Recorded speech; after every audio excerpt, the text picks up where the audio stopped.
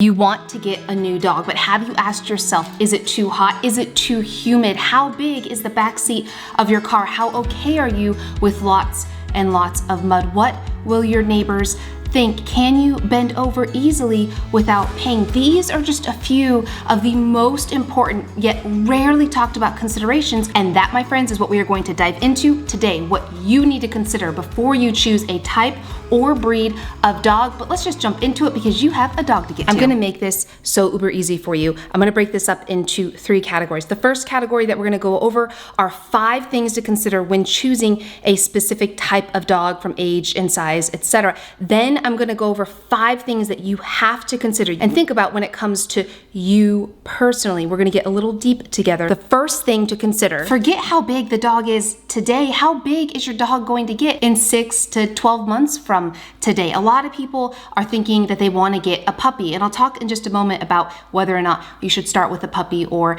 an older dog. But one thing to consider is you may be adopting a dog that's 6, 8, 10, 12 months old, and you may think they have stopped growing. But here's the thing, guys, dogs can continue to grow upwards of 18 to 24 months of age. They may get taller, they may get wider as they build their muscle mass, and that means you need to consider how big that dog is going to get. And then you need to ask yourself, do I want a little dog or a big dog? It is safe to assume that in most situations, a larger dog is going to cost you more money, and that's going to be because you are going to feed larger dogs more. And in addition to that, needs of larger dogs can generally cost more. If you're going to have to pay for grooming, if you're going to pay for vet appointments, many times those 2 things cost more for larger dogs. And on the flip side, you may be thinking, well, a smaller dog's gonna be easier to train because they're physically smaller. And in some situations, they may be. But if you have a bad back, I know this sounds silly, but I had a friend deal with this. And anytime she wanted to bend over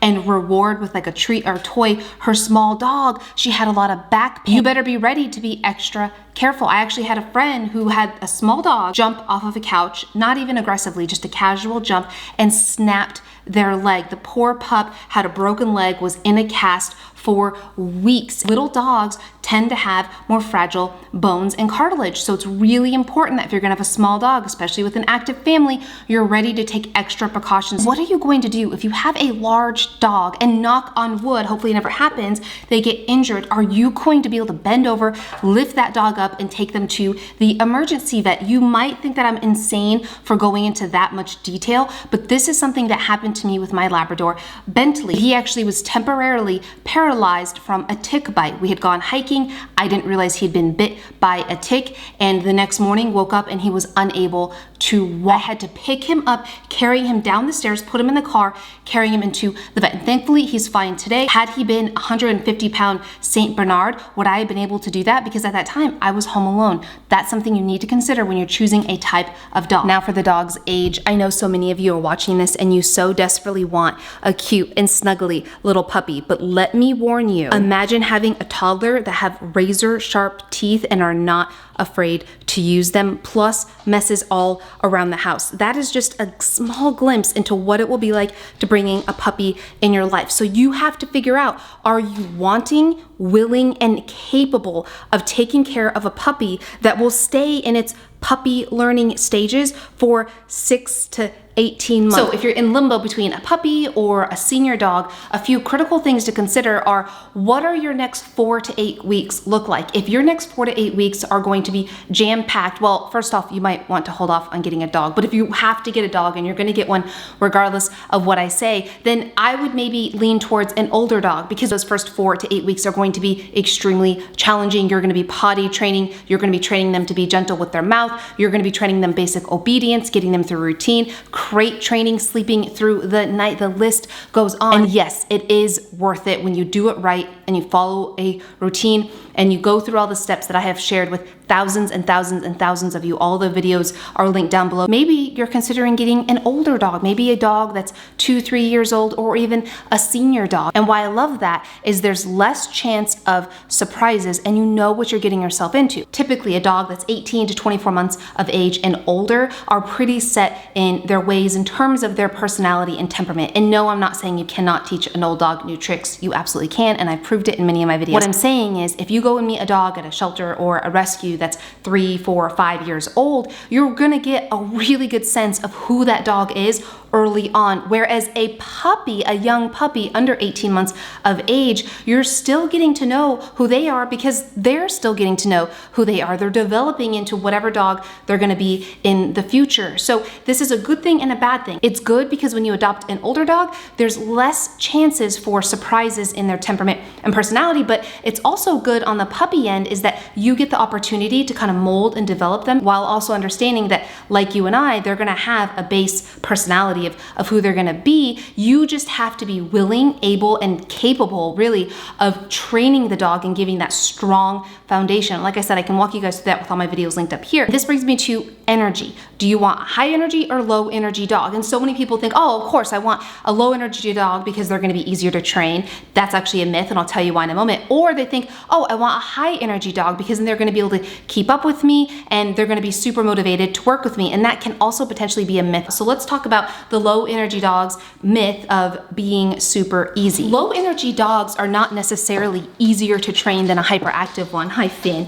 And the reason is many times from what I've experienced with my foster dogs is the lower energy dogs tend to be harder to motivate with things like food and play. And while a low energy dog may be great for some families, it's something to consider if you really want a dog that you can work with and train. Having one moderately high energy dog and another very high energy dog, hint, hint, Finnegan, I'm looking at you. One thing I'll tell you is yes, it's more work because I need to make sure I mentally and physically exercise him every single day, regardless of rain or shine. But what I found is because he's such high energy and his mind is moving so quick, he's so motivated and eager to please. And so while it may take a little bit more physical effort on my end, he picks up things super quick. Before I talk about dogs' love language and picking one that matches yours, let's talk about the breed and what breed I recommend for you to get for you and your family. And my answer is actually very short and very easy.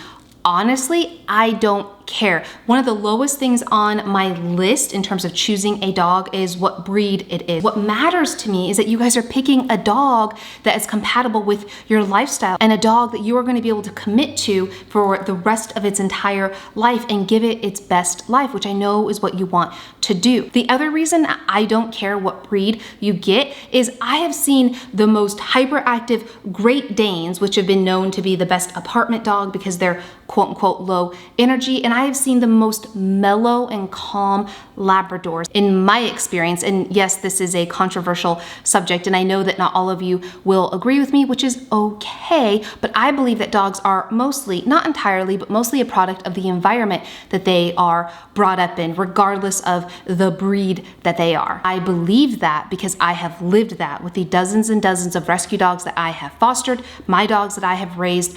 I have learned that dogs are a result of the energy that you put out. So if you're a more anxious, high energy person, you are likely going to encourage your dog to be just like that. I can almost bet you that you've never heard of love languages for your dog and picking a dog that matches your love language. Or you might have heard it for married couples. Love language for a dog means communicating with them in a way that they feel respected, understood, and appreciated. And that goes both ways. Examples are words of affirmation, like giving verbal praise, or gifts like giving treats or toys as praise. Other examples are quality time together or acts of service. So actually doing things with your dog to mentally stimulate them, physically stimulate them. Other love language examples are acts of service or quality time with your dog. So examples would be working with your dog on obedience training, taking them to classes, doing agility, working on mentally stimulating them and physically stimulating them through exercise or even physical touch as a love language. So petting your dog and having them physically near you. Some dogs like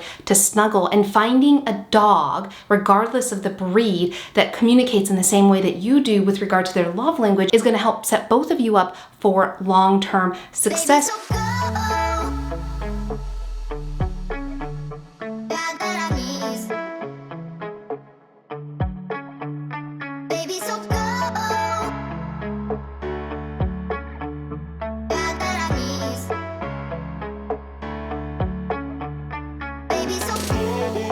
But now let's talk about you. in all these videos and articles I've read about how to pick the perfect dog, they're great, but they're missing an important and critical component, and that is you. Who are you, and what kind of lifestyle do you live? These next things are going to be the things that you need to consider that nobody else talks about when it comes to picking a dog. And I show what these are in this next video linked right here. And don't forget to click that subscribe button before you go.